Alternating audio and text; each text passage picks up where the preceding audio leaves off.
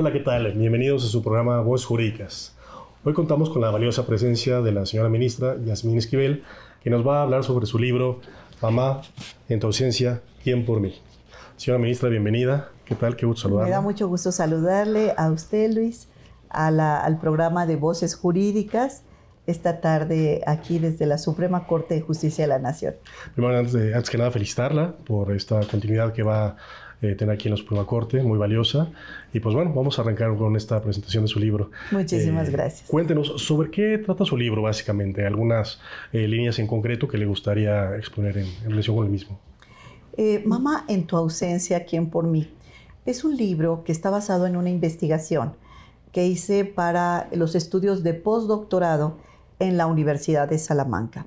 Esta investigación habla acerca de los casos de feminicidio en diferentes entidades de nuestro país, por qué se da este fenómeno, cómo se está dando, cómo están resolviendo los jueces y cuáles son los datos estadísticos que se tienen sobre el tema de feminicidio en nuestro país. Por supuesto, hablamos acerca de este lamentable delito que en nuestro país pues ha tenido un impacto desde hace muchísimos años diariamente. Estamos hablando de 9 a 10 feminicidios todos los días en nuestro país. Y como yo lo he comentado, mientras haya una mujer violentada en el mundo, seguiremos alzando la voz. Y en ese sentido, esta investigación lo que propone es elaborar un protocolo para que los jueces locales y federales que les corresponde ver el delito de feminicidio puedan, en aquellos casos en donde existen menores de edad como víctimas indirectas, niños, niñas, adolescentes que han perdido lo que más quieren, que es su mamá, que ya no tienen lo más valioso para ellos y para su crecimiento y formación como personas, que es su madre. Entonces, para estos menores es en quien va dirigido este libro, esta investigación donde habla primeramente de llevar un registro de cuántos niños y niñas y adolescentes quedan en estado de orfandad como consecuencia del delito de feminicidio, primeramente. Y segundo, cuando el juzgador tiene conocimiento, primero tiene la obligación de revisar e investigar si hay menores de edad que hayan quedado en orfandad por parte de la muerte de su madre, a quien han matado. No se murió, la mataron. Entonces, habla de estos menores de edad que no pueden quedar sin la protección del Estado. El juez tendrá la obligación de pedir permanentemente informes periódicos a lo largo del tiempo en que ellos sean menores de edad. No puede el juzgador archivar el expediente hasta aun cuando tenga privado de la libertad al homicida, no puede archivar el expediente hasta que el niño sea mayor de edad y las autoridades federales estén permanentemente rindiendo los informes.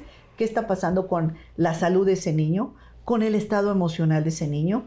¿Qué está pasando con la custodia del menor? Si está yendo a la escuela, ¿por qué no va a la escuela? ¿Cuál es su estado de salud físico, emocional, educativo y sobre todo también de los cuidados y la custodia? Y que la Procuraduría de Defensa del Menor, así como las autoridades involucradas en el mismo, el DIF, la Secretaría de Educación Pública, la Secretaría de Salud y todas las autoridades involucradas estén permanentemente rindiendo los informes a través de la Procuraduría de Defensa del Menor o del DIF periódicamente para que el juez tenga la certeza que esos menores están por lo menos siendo protegidos por el Estado en todos los aspectos que les puede afectar en su formación como niños, como adolescentes y el día de mañana como adultos. Muy interesante, pues ojalá se sigan estos protocolos y que las instancias correspondientes pues, las lleven a cabo de manera puntual, ¿no? Así es, entonces estamos impulsando esta investigación. Muy bien. Que es muy interesante. Oiga, ministra, y cuéntenos, desde esta perspectiva, ¿qué la motivó a escribir sobre este tema? Porque tiene sus peculiaridades, como bien nos comentaba, pero ¿qué es lo que la motivó a usted en lo particular? Pues uno de los temas desde que soy juzgadora y desde antes ha sido la protección de los derechos de las mujeres. Y uno de ellos es el respeto a la mujer, la dignidad, sus derechos, su libertad. Y en ese sentido, pues para mí otro de los aspectos que me parece fundamental ha sido el cuidado de los menores. En la pandemia tuve la oportunidad y el aprendizaje de tener niños que estaban en el centro de transición de la Procuraduría de Justicia de la Ciudad de México, y en la pandemia se buscaron algunos hogares, le llaman familias de acogida, a los hogares de los niños que cuando se encuentran en algún estado indeterminado desde el punto de vista jurídico, están en un albergue. Y los niños del albergue en la pandemia se les asignó algunas familias de cuidado. Entonces yo me inscribí en esas familias de cuidado y tuve la oportunidad de convivir con 5 niños y niñas menores de edad, en el cual pues su estado jurídico era muy complicado, muy difícil ante la ausencia fundamentalmente de la mamá. Y después, al paso del tiempo, pues lo que he estado revisando es que hay sentencias en donde ni siquiera sabemos, sentencias por el delito de feminicidio, donde ni siquiera sabemos con precisión si esa mujer que perdió la vida, que la privaron de su vida, si esa mujer tuvo hijos o no. Ni siquiera tuvimos el cuidado, las autoridades de investigación y los jueces, de saber si había menores de edad como víctimas indirectas, si se les dio esa calidad y si están teniendo los cuidados. Y fue por eso que decidí escribir sobre la investigación acerca de este tipo de temas. Y luego vimos sentencias de jueces fundamentalmente locales tan distintas, cuando el delito de feminicidio tuvo situaciones o condiciones en la motivación similares, sentencias tan distintas entre uno y otro, y posteriormente cuando les cambian la medida cautelar. Claro. Verdaderamente es dolorosísimo, es un tema muy delicado, muy doloroso, muy importante en nuestro país, donde hay que avanzar y hay que avanzar con pasos firmes. Y después el nombre, platicando con mi hijo el mayor, el de 22 años, pues hablamos de este tema que iba a escribir, y el nombre salió de esa conversación que tuve con mi hijo el mayor, el de 22 años, que dijimos, bueno, es que en la ausencia de la madre, ¿quién ve por el cuidado de los niños? Ok, muy bien. Pues lo que nos comenta es muy interesante, porque finalmente tiene una serie de hallazgos, ¿no?, en su investigación, sí, que, bueno, evidentemente hace notar, además del título, que está muy interesante, pues bueno, puntualmente, sí, cómo se desarrollaron los capítulos del libro, ¿no?, en ese sentido, ¿no? Sí, Luis, pues yo les invitaría para que lo compren, lo lean, les pueda servir como una base de investigación, de análisis a las personas que están involucradas con estos temas en la parte de prevención, investigación y, por supuesto, en lo que es el juzgamiento, la resolución de los asuntos que tienen que ver con estos temas tan delicados. Y bueno, y esto lo conecto con la siguiente pregunta. ¿Qué planteamientos, o usted qué plantearía desde su investigación para que la gente lo pudiera analizar desde esa óptica?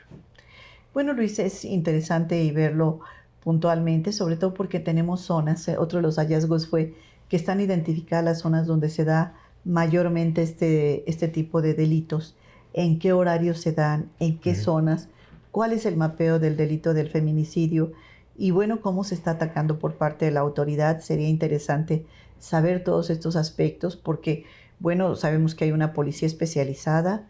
Queremos, y lo señala así la Constitución a iniciativa de la presidenta, la doctora Claudia Sheinbaum, donde ya existen ministerios públicos especializados, inclusive en delitos de violencia contra la mujer. Aquellas zonas que tienen no solo una alerta de género, sino doble alerta de género. Municipios tan delicados como es el caso de Catepec, donde existe un alto índice. El Nuevo León, también tenemos un índice importante, Tlalnepantla, del delito de feminicidio. Y entonces poder tomar las medidas de prevención para que se vaya evitando esto.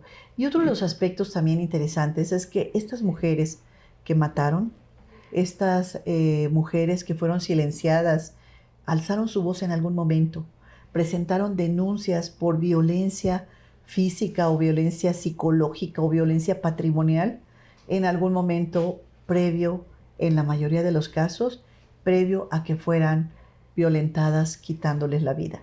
Entonces todo esto pues se tiene que tomar en consideración por parte de las autoridades y hacer todo aquello que tengamos a nuestro alcance para prevenir este tipo de situaciones. Ok, muy bien, muy interesante. Y bueno, ya para casi finalizar, Gracias, quería Luis. preguntar desde su posición, posición como autora, como investigadora, inclusive como jurista, ¿qué le deja este tema en particular desde esa óptica, de esas tres vertientes, ¿no? Porque obviamente al ser autora e investigadora y, bueno, ministra, finalmente una gran jurista, pues tiene sus vertientes muy particulares. ¿Qué nos puede comentar sobre esta óptica, ¿no? Nosotras, las mujeres, bueno, hombres y mujeres, desde la Suprema Corte de Justicia de la Nación, podemos también velar por los derechos de los menores cuando son víctimas de este tipo de casos tan lamentables.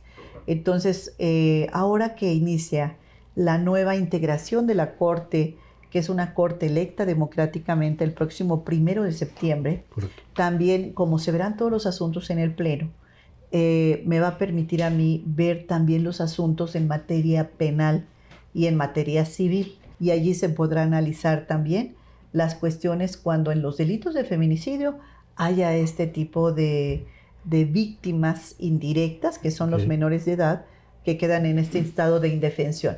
Podremos hacerlo de esa manera y también desde la Corte, por supuesto, fijar criterios que vayan a todos los tribunales de nuestro país, federales y locales, para que también los puedan adoptar. ¿Qué mensaje le daría a las y los lectores de este libro? Pero ya un enfoque personalizado de esa línea, ¿no? A ver qué nos puede comentar. Sí, con muchísimo gusto. Fíjense Gracias. que ahora en la campaña tuve la oportunidad de visitar muchos lugares de nuestro país. Plazas, unidades habitacionales, colonias, barrios, pueblos, Wow. mercados públicos. Y bueno, uno de los temas es que la población exige justicia. Las mexicanas y mexicanos señalan que en México no hay justicia. Y al pasar por Milpalta, al llegar a una colonia que teníamos una reunión en Milpalta, justamente con mamás y niños con discapacidad, antes de llegar al lugar, pues al pasar por algunas calles había letreros que decía: Fanny, no descansaremos hasta encontrarte. Fanny, no pararemos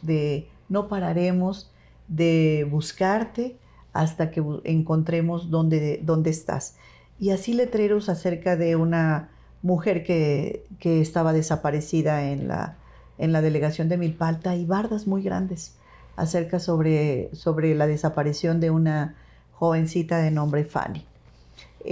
A mí me estremeció, como me estremece los casos cada vez que revisamos algún expediente para integrar esta investigación. Revisamos un expediente y en ocasiones pues tendríamos que hacer una pausa, porque son verdaderamente historias desgarradoras, donde de repente el niño amanece y ya no está su mamá. No llegó la noche anterior, la tarde anterior no llegó, amanece ante un ambiente sobrio, frío, donde no sabe qué pasó. Sí. Simplemente sabe que ya no va a recibir las caricias, los besos de lo más amado para él, que es su mamá. Y entonces, pues son temas que sin duda alguna tocan las fibras más sensibles de nuestro corazón, de nuestras vidas, y vemos de una forma diferente la justicia, las cosas, Sí, claro, y estudiamos de una manera diferente el análisis de los expedientes. Muy bien, ministra, pues un tema muy interesante, desde luego ad hoc, ¿no?, a todo lo que está sucediendo. Sí. Ojalá realmente las autoridades e instancias correspondientes puedan llevar a cabo una lectura, ¿no?, y la sociedad en general, ¿no?, porque es un tema de verdad que nos atañe a todos, además. Pues Sí, le agradezco muchísimo, le agradecemos de Voz Jurídicas su presencia, muy valiosa, entendemos su agenda que es muy apretada y no tenemos más que agradecerle. Al contrario, muchas gracias a usted y a recomendar Voces su libro. Jurídicas. Adquieran su libro, también está de manera virtual, la editorial es Tirant, ¿no? Tirant Leblanc. Y pues quedamos a la orden. Muchísimas gracias, señora ministra. Muchísimas gracias a ti, Luis, a tu equipo de trabajo y a Voces Jurídicas. Gracias.